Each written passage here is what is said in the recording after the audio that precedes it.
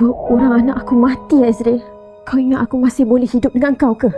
Bahagia ke awak hidup atas derita anak-anak?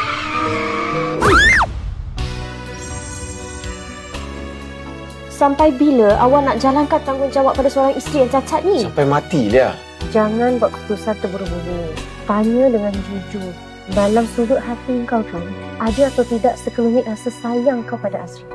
Mama akan buat apa saja untuk anak-anak Mama. Asalkan anak-anak Mama bahagia.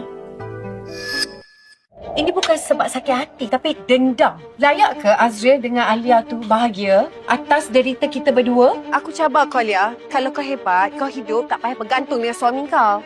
Sanggup ke dia nak hadap kau ni sampai mati? Bapa cadang nak bagi Ril handle satu projek besar yang kita baru dapat. Ril akan handle projek ni dengan Rin. Abang nak Ria berbaik dengan dia, orang jahat tu?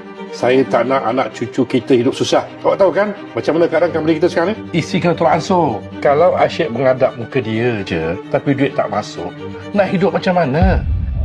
Kenapa ayah nak bagi Abang Ril pula? Dia yang bagi modal untuk kolam ikan tu. Salah ke? Sedih akak bila kita ni dianggap macam anak tak guna.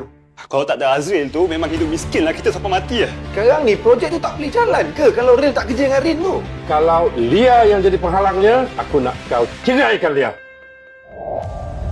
Aku bagi ruang pada Rin masuk dalam hidup aku dan hancurkan rumah tangga aku. Kau yakin ke kau boleh elak daripada godaan tu semua? Kak Lia layak dapat suami yang baik macam Abang Man. Abang Man masih cintakan Kak Lia.